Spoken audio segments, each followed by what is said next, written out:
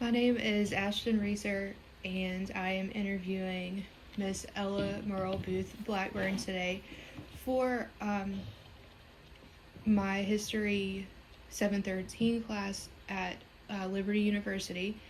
And we're focusing on entrepreneurial decision making in Highway 17 produce markets. Thank you for taking the time to sit down and tell me some of the information. The first question I have for you, could you tell me about yourself, your family, and how you became involved in operating a farm or roadside produce business? I was born in 1947 in Erie County on a farm where we grew tobacco, corn, soybeans, peanuts, pecans, livestock, and chickens. Also various assortment of vegetables. There were 4 girls and 1 boy. Everyone worked from an early age, and my childhood was wonderful because I had great parents who taught me that honesty and hard work are invaluable in all walks of life, in personal relationships as well as business. Could you tell me what inspired your family to begin selling produce directly to customers instead of relying entirely on wholesalers? We initially began selling directly to customers as a way to supplement our income. Our tobacco crops and soybeans and corn were what we called our cash crops. When we had a couple of years where these crops actually lost money, we knew we had to find another way to have more income. Since we were already growing vegetables for our own use, we started growing more with the idea in mind to sell them privately. It was only natural to begin selling to the public out of the back of a pickup truck with a couple of small tables and an umbrella. Customers, some local and some tourists, stopped, some out of curiosity when they saw a homemade sign for fresh vegetables. Most of the time in the beginning, we got up at daybreak and picked tomatoes, peppers, okra, whatever was in season coming in that particular week. We sold them the same day, so they were very fresh. In the beginning, we only sold on Saturdays. No unnecessary work could be done on Sundays back then. Could you tell me a little bit about how the business changed since you first began selling? Well, we were only selling 1 day a week when we started.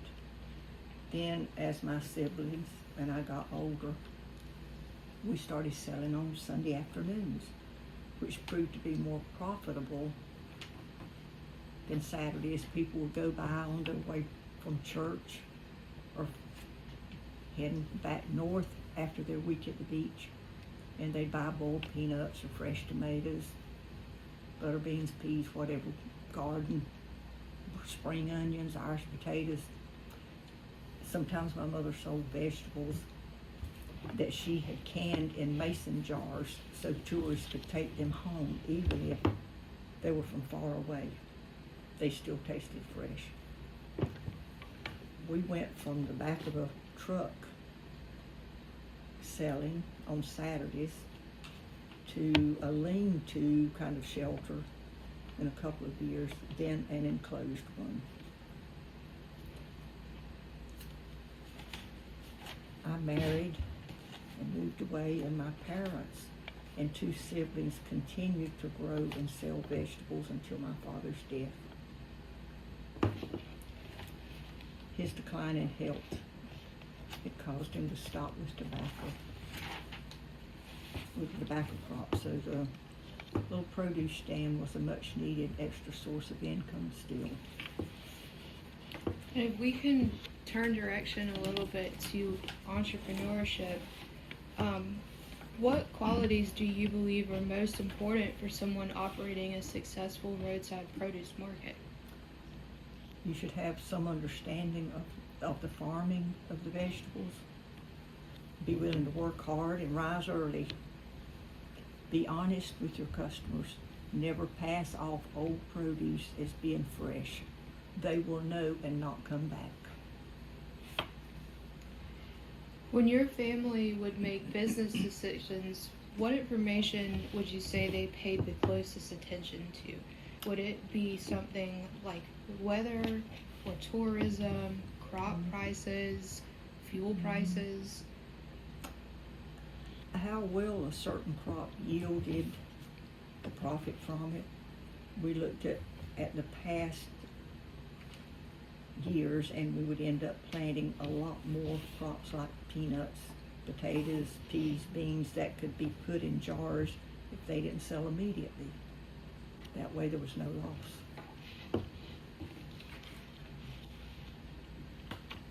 Since we're in South Carolina and we have to deal with hurricanes quite a bit, has there ever been a hurricane that impacted your season of crops? Hurricane Hazel impacted the tourism. We also had many hail weather events, weather storms, and they probably did more damage to us than the hurricanes. Could you describe what would happen after, let's say, a hail event?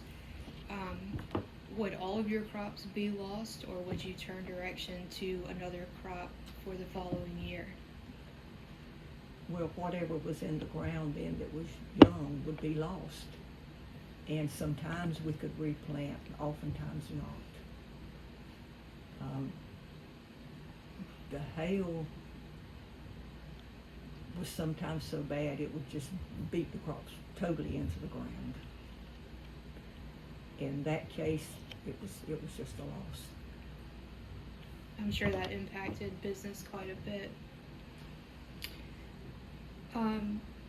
I did also want to ask you about the oil crisis of 1973 and if that had any impact on your roadside market stands as well.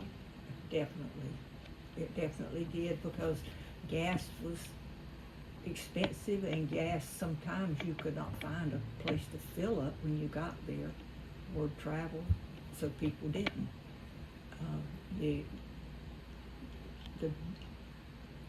The tourism was affected so much that people who had businesses, even brick and mortar businesses, they were folding.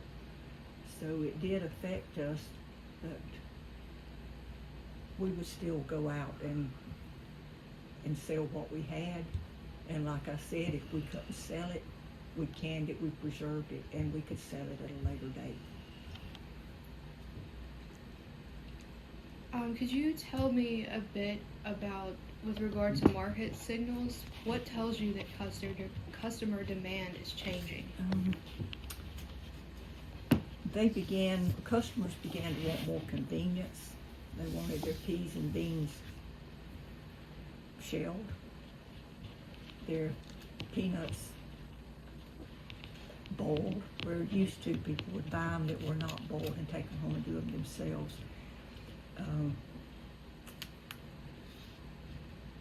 Early on, most people wanted unshelled. They buy unshelled, take them home and shell them themselves.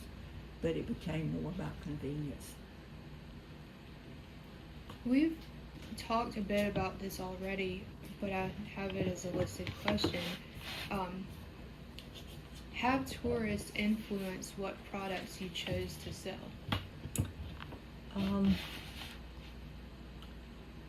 We sold such a variety of things that one of the main things that I remember that customers would ask for that we never planted was watermelons. For one thing, they were very heavy and hard to handle, and we just never did that. So we mostly stuck with having a wide variety, and that was the one thing that I remember, that they were Okay. asking about every summer. As time went on, could you tell me a bit about how customer behavior changed during your years in business? More convenience. They wanted more convenience in being able. They wanted to stop and have things sometimes even pre-weighed, so they could stop and pick up. They know they were getting a pound of tomatoes or a pound of okra, but it was the convenience more than anything else. Okay. What would you say your biggest source of competition was over the years? Farmers markets, the organized farmers markets. That was the main competition. The other people in the roadside parks, they pretty much supported each other instead of competing. In the farmers markets, was that something that began as far back as you can remember, or was that later into your business? When we first started, there wasn't, because that was like in the 50s. Later, now we did sell things to some of the general stores around, but they mostly wanted to buy things like pecans and sweet potatoes, things like that, not so much fresh vegetables. Okay. Over the years, how did you have to adapt business to remain competitive?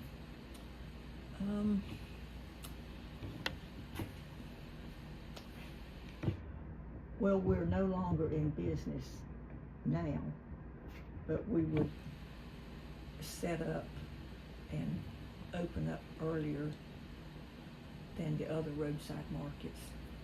That way we would get the earliest people coming through, and we would stay later.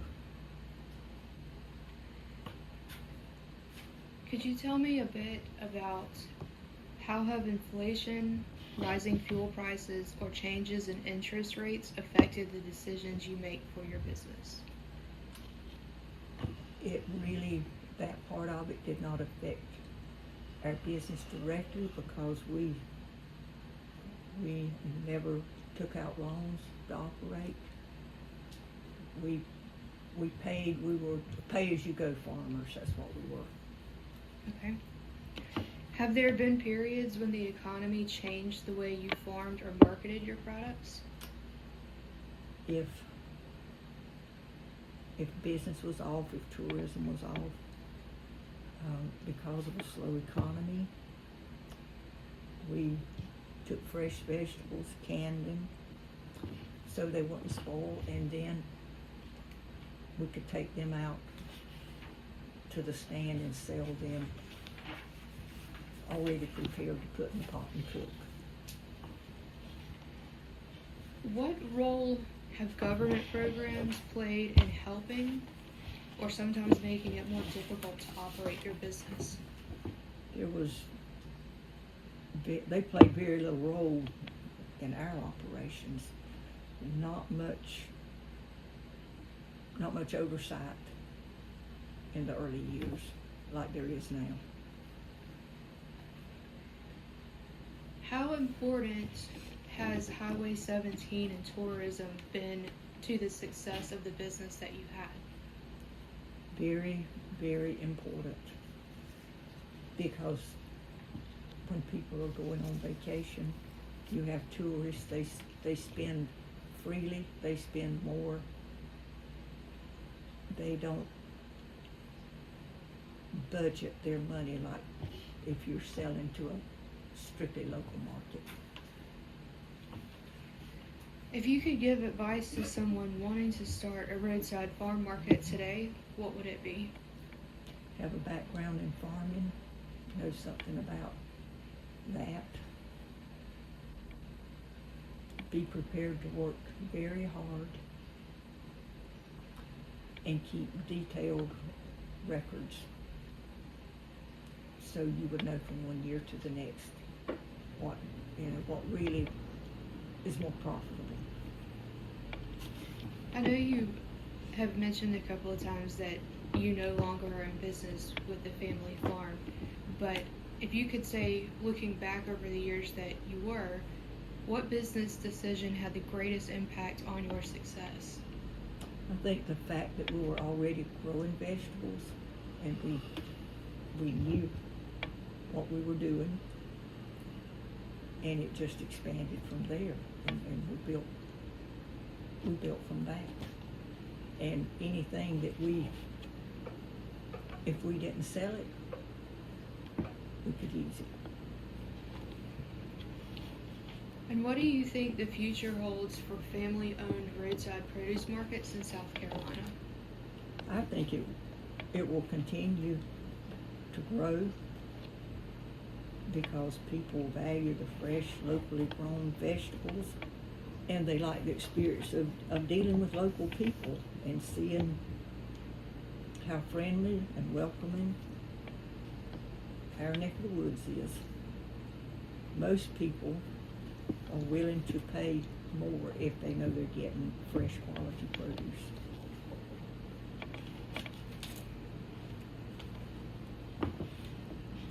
Is there anything else that you would add in there to let people know about farming practices and or anything like that?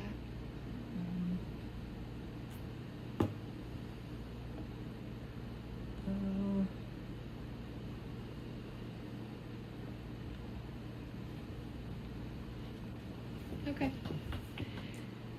Well, I appreciate you sitting down with me to answer these questions, and I appreciate your time.